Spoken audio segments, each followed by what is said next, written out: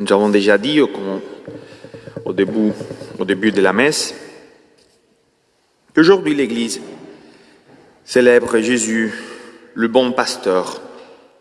Et pour ça, aujourd'hui, elle prie pour tous les pasteurs de l'Église et pour l'augmentation des vocations à la vie sacerdotale. Je sais que beaucoup d'entre vous, ici, les sœurs, en famille, que vous priez déjà pour les vocations afin que Dieu augmente des vocations dans l'Église.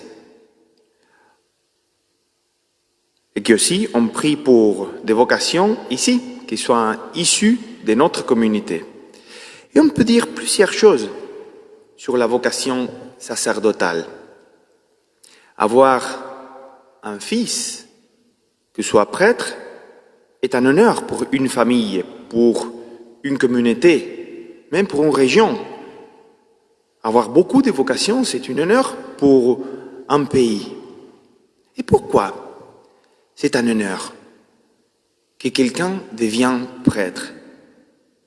Parce que les prêtres, les pasteurs, on peut dire du même pour les religieux, les religieuses, sont des âmes choisies par Dieu. Sont des âmes qui appartiennent à Dieu seul. Le cœur du prêtre appartient à Dieu seul. C'est pour cela que le prêtre ne partage pas son cœur, il ne forme pas une famille, il ne se marie pas. On peut dire qu'on marie l'Église, mais le cœur du prêtre est complètement consacré au Seigneur. Il fait la renonce pour ne pas appartenir à une famille. Sinon, du même, avec le Christ, il se donne à toutes les familles, à toutes les âmes. Donc ça, pourquoi c'est un honneur? Parce qu'il est en cœur semblable, consacré au Dieu le Père. La dignité du prêtre vient aussi du fait que le prêtre travaille en union avec le Christ. Le compagnon du prêtre, c'est le Christ. Il travaille aux côtés. En effet, dans chaque sacrement, et je pense surtout dans les sacrements que nous recevons plusieurs fois, l'Eucharistie, la confession, le Christ est dans le prêtre. C'est le même Christ qui agit par l'entremise du prêtre. C'est pour cette raison que les prêtres, nous disons en chaque sainte messe, nous disons ceci est le corps du Christ. Non. Est tellement uni l'âme, le corps du prêtre au cœur de Jésus que le prêtre dit ceci prenez et mangez en tous, ceci est mon corps. Vous voyez l'union qu'il existe. Jésus le Christ utilise le corps, l'âme du prêtre pour venir ici. La dignité du prêtre. On peut dire aussi dans la confession, le prêtre ne dit pas c'est le Christ qui te pardonne les péchés. Moi, je vous pardonne tous vos péchés. Le Christ agit dans le prêtre, in persona Christi. On dit en latin, le prêtre fait in persona Christi, dans la personne du Christ. On peut parler beaucoup et dire, et je parle beaucoup déjà, mais on peut dire aussi, on peut parler de ce que ressent le cœur du prêtre en chaque sainte messe. Avoir entre ses mains le corps et le sang de Jésus et parler, faire descendre du ciel le corps et le sang du Christ. C'est un mystère énorme. Il y a peu de personnes qui comprennent ça, que le prêtre.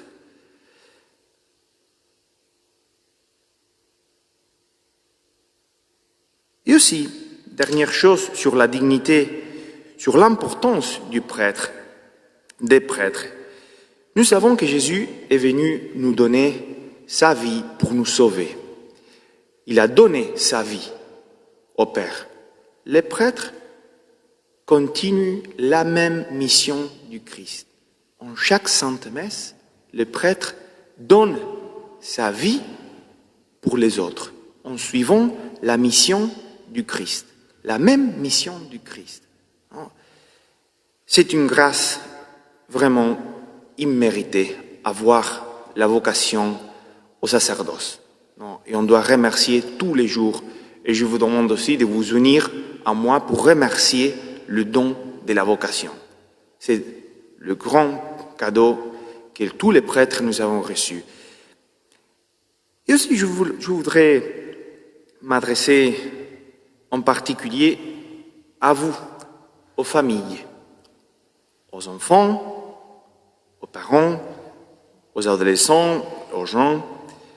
C'est comme si nous vivons une situation toute particulière, sans pouvoir recevoir la communion chaque dimanche, sans pouvoir nous rapprocher à l'autel.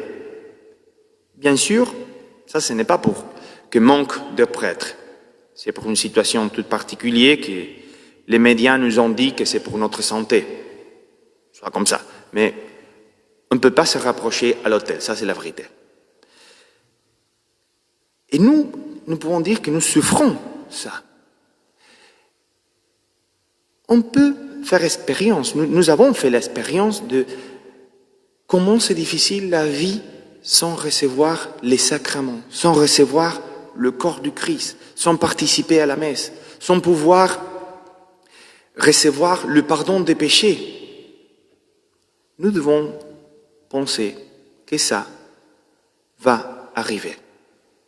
Et pas pour une question de santé, c'est parce que manque de prêtres dans l'Église. C'est une question, un sujet très important. Ça va arriver.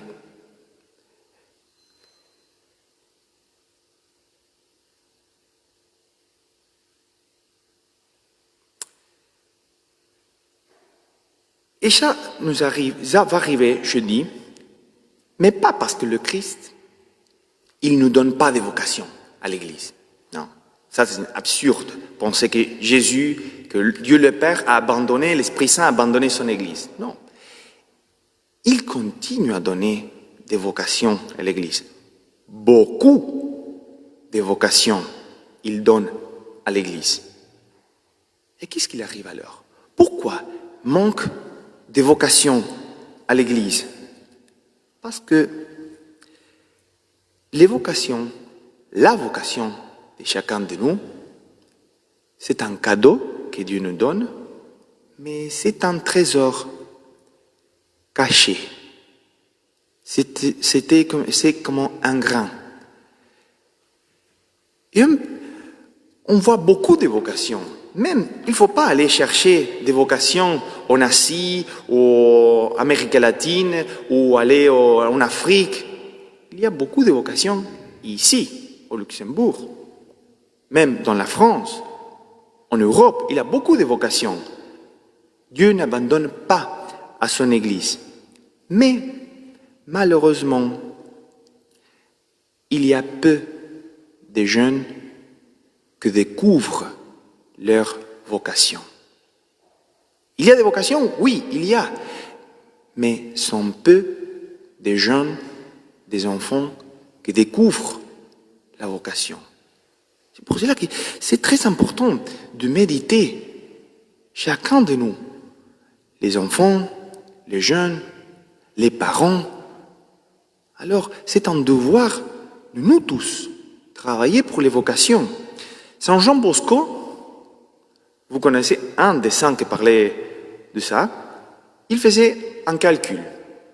Il disait qu'il avait 30% des jeunes parmi les catholiques ont la vocation sacerdotale. Ont la vocation sacerdotale, religieuse ou missionnaire. 30%.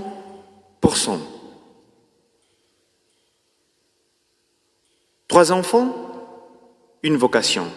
3 jeunes, une vocation. 6 enfants, on peut dire 2 vocations à la vie sacerdotale.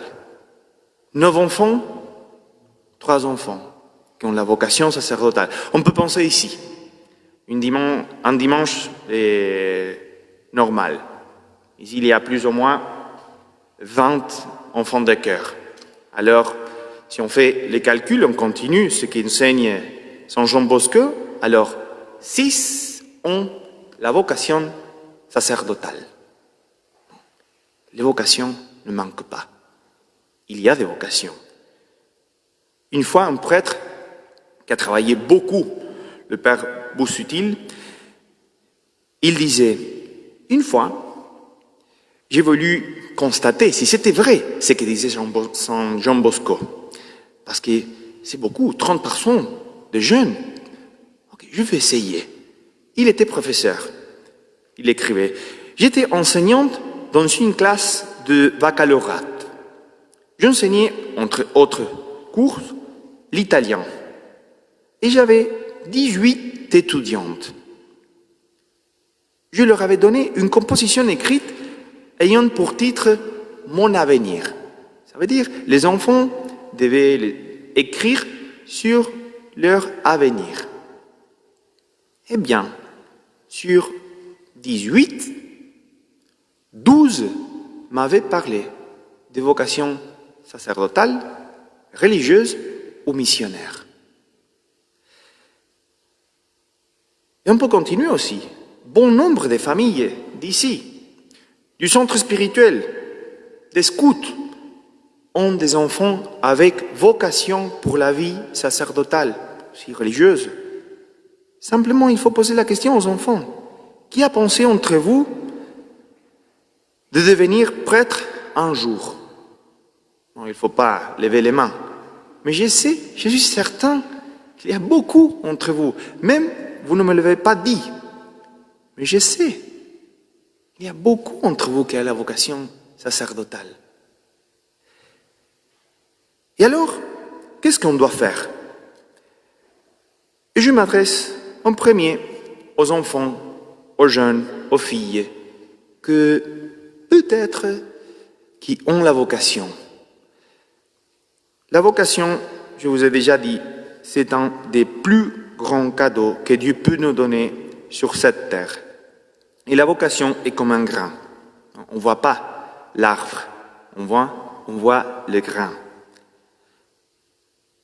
Et si je veux que la vocation se développe, qu'elle commence à grandir, il faut le soigner, l'arroser et protéger des pestes, du péché, du mauvais compagnie, du mauvaises vidéos d'Internet ou télévision, etc. Et pour cela, il faut prier. Demander au Seigneur qu'il protège ma vocation et commencer à imiter Jésus. Mais pour cela, aide beaucoup la guide d'un père spirituel. Vous connaissez des prêtres. Vous avez des amis qui sont prêtres.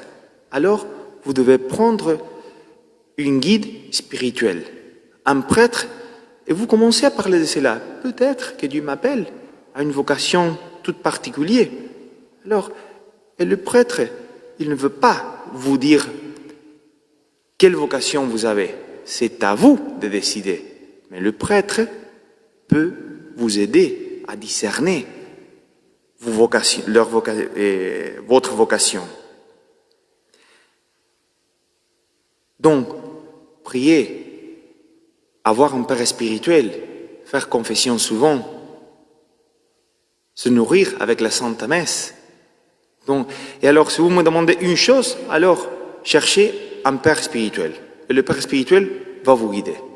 Donc, ça pour les enfants. Et pour les parents, qu'est-ce que nous devons faire, les parents? Nous voulons travailler en famille pour les vocations. Priez pour les vocations de vos enfants. Il faut motiver une possible vocation qu'il existe dans la famille. Parler de la possibilité que quelqu'un de la famille devienne prêtre, missionnaire, religieux, religieuse. Donc priez, demandez au Seigneur la grâce que des fruits de l'amour des parents naissent d'autres Christ. Toutefois, il ne faut pas les pousser, absolument pas pousser à la vocation. Chacun doit décider. Mais oui, on peut motiver, on peut parler. Parfois, il y a des familles que c'est un thème tabou. On ne peut pas parler de cela.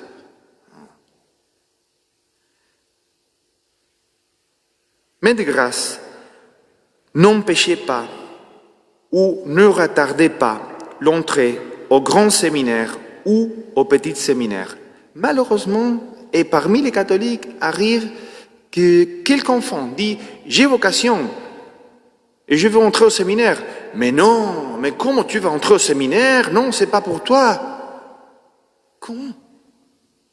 On ne peut pas dire cela. C'est tuer une vocation.